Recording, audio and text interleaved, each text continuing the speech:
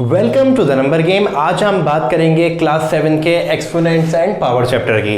Exponent and power होते क्या है, इसमें हम ये सीखने वाला है। ये एक इंट्रोडक्टिव वीडियो है, इसमें आपको बताया जाएगा इस चैप्टर में किस तरह से क्या क्या चीज़ें यूज़ होनी है। तो सबसे पहले इसकी बेस बताते हैं कि सबसे पहले इसका बेसिक लेवल पे आते हैं कि आपको इस टाइप के जब नंबर्स मिलेंगे तो आप इसको कैसे सॉल्व करेंगे और इन नंबर्स को कहते क्या है, इन नंबर को पढ़ा कैसे जाएगा। तो जो नीचे नंबर होता है जिसको हम बोलते हैं बेस, और ये जो ऊपर नंबर होता है ये होता है एक्सपोनेंट, और इसको कंबाइन हम बोलते हैं पावर। और इसको रीड जब हम करेंगे तो ये पढ़ा जाएगा 10 रेज़ टू द पावर 4, या जो भी नंबर होगा। फॉर एग्जांपल यहाँ पे आपको नंबर दिया हुआ है 6 रेज़ टू द पावर 2, तो इसको पढ़ा जाएगा 6 रेज़ टू द पावर 2। और इसको कंबाइन अगर हम बात करें, ये पूरा का पूरा अगर हम कंबाइन कर लें तो इसको हम कहते हैं एक्सपोनेंशियल फॉर्म। क्या बोलते हैं? Exponential form. अब बात रही है इसका यूज क्या है, या ये क्यों लिखी जाती है। ये इसलिए लिखी जाती है, अगर कोई आपको बड़ा नंबर दिया हुआ है तो इसको अगर आपको शॉर्ट में लिखना है तो मैथमेटिशियन ने क्या टेक्निक यूज करी, इसको एक्सपोनेंशियल फॉर्म में लिखना शुरू कर दिया, यानी कि 10 रेज़ टू द पावर 4।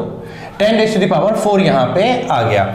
क्यों आ गया 4? क्योंकि यहाँ पे जीरो कितने थे, 1 2 3 एंड 4, तो हमने यहाँ पे 10 रेज़ टू द पावर 4 लिख दी। अगर हम बात करें 6 रेज़ टू द पावर 2 को, अब इसको अगर हम एक्सपेंड करके लिखेंगे, मैं आपको लिख भी देता हूँ यहाँ पे।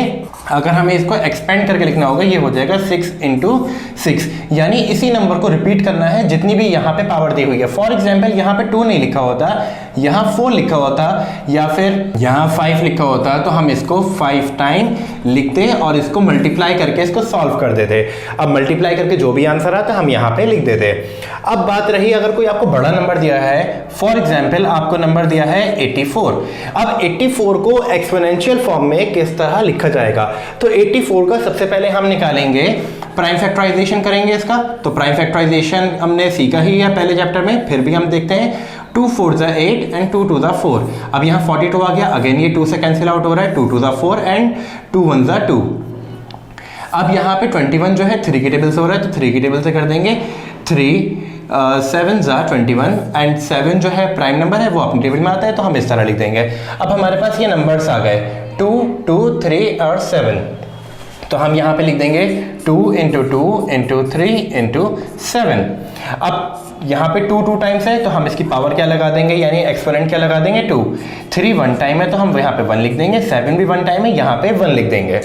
ये हो गया हमारा एक्सपोनेंशियल फॉर्म। अगर कोई ऐसा नंबर हो जैसे कि 8 की अगर बात करी जाए, तो इसका हम प्राइम फैक्टराइजेशन जब करेंगे 2 4 ज़ा 8, 2 2 ज़ा 4 एंड 2 1 ज़ा 2।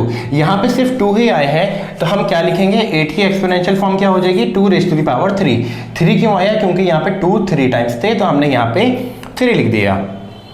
अब कहीं कहीं पे एक इस टाइप का इस चैप्टर में आपको एक्सपोनेंट मिलेगा जिसपे पावर 0 लगी हुई होगी। For example 3 raise to the power 0, या फिर 4 रेज़ टू द पावर 0, या फिर 10 रेज़ टू द पावर 0। इसका मतलब क्या होता है, इसका मतलब होता है 1, तो बस इसकी वैल्यू सिंपली बस 1 ही होगी इसकी वैल्यू। अंडरस्टैंड? तो चलिए देखते हैं आगे और क्या क्या रह गया है।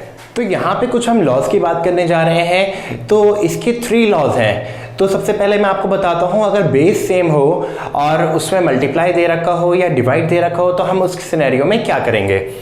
तो सबसे पहला लॉ है हमारा बेस सेम। तो फॉर एग्जाम्पल यहाँ पे आपको दिया हो a raise to the power m multiply by a raise to the power n।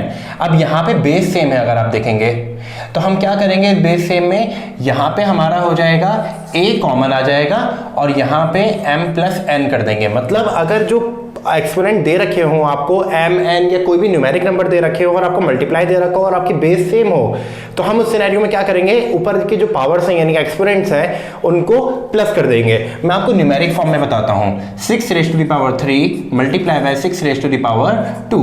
अब हम इसको कॉमन ले लेंगे, यहाँ पे हमने कॉमन ले लिया और जो एक्सपोनेंट्स हैं उसको हम प्लस कर देंगे, तो इसकी क्या आंसर हो जाएगा, 6 रेज़ टू द पावर 5। अब बात करते हैं बेस सेम हो और आपको डिवाइड दे रखा हो, तो इस सिनेरियो में क्या होता है, बेस तो कॉमन ही आ जाती है और जो एक्सपोनेंट्स हैं उनको हम माइनस कर देते हैं। यहाँ पे आपको बताता हूँ, यहाँ पे आपको ये नंबर दे रखा है 6 raise to the power 2 divided by 6 raise to the power 1, तो हम बेस कॉमन ले लेंगे, 2 - 1 कर देंगे, 6 की पावर कितनी आ गई, 1 आ गई। ये हो गए हमारे 2 बेसिक रूल्स। इसके अलावा अब बात करते हैं हम पावर ऑफ पावर की। पावर ऑफ पावर क्या होते हैं, या बेस सेम नहीं हो, बेस अलग अलग हो, तो हम क्या करेंगे। पावर ऑफ पावर देखिए ये है उसका एग्जाम्पल, 3 के अंदर पावर है, फिर उसका होल ब्रैकेट करके इसके बाहर भी पावर है। तो हम क्या करते हैं, इसको 3 और फिर इसकी पावर क्या है 3 मल्टीप्लाई बाय 2 कर देंगे तो कितना हो जाएगा 3 2 6। तो हमारा इसका आंसर ये आ गया। यहाँ पे दे रखा है 9 रेज़ टू द पावर 2, फिर ब्रैकेट है, फिर बाहर भी आपको एक्सपोनेंट दे रखा है 7। तो हम क्या करेंगे, इसको मल्टीप्लाई कर देंगे आपस में, तो ये हो जाएगा 9 7 2 तो कितने होते हैं 14। तो ये हो गया हमारा 9 रेज़ टू द पावर 14। अब बात करते हैं कुछ और चीज़ों की। अभी मैंने आपको बताया कि बेस सेम होती हैं तो उसमें मल्टीप्लाई दिया हो तो क्या करते हैं, और अगर डिवाइड दिया हो तो क्या करते हैं। अब बात करते हैं अगर बेस सेम ना हो तो हम क्या करेंगे। अगर फॉर एग्जाम्पल यहाँ पे दे रखा है आपको 2 raise to the power 3 multiply by 4 raise to the power 4 ले लिया इसका एग्जाम्पल। तो यहाँ पे पहले हम क्या करेंगे, बेस के आपस में मल्टीप्लाई कर देंगे। कितना है 4 2 8 हो गया, और ये प्लस ही हो जाएंगी।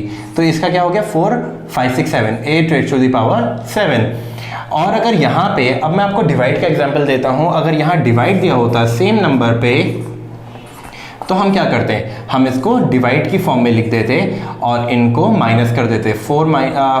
3 माइनस 4 कितना हो गया 1। तो यहाँ पे 1 आ जाता।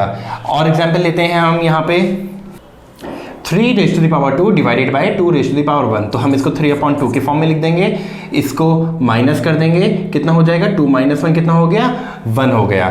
इस तरह से ये कुछ रूल्स हैं ये जो मैंने आपको समझाए, इसी तरह से ये पूरा चैप्टर सॉल्व होगा। तो आज के लिए इस वीडियो में सिर्फ इतना ही। So thank you so much, bye bye, जय हिंद।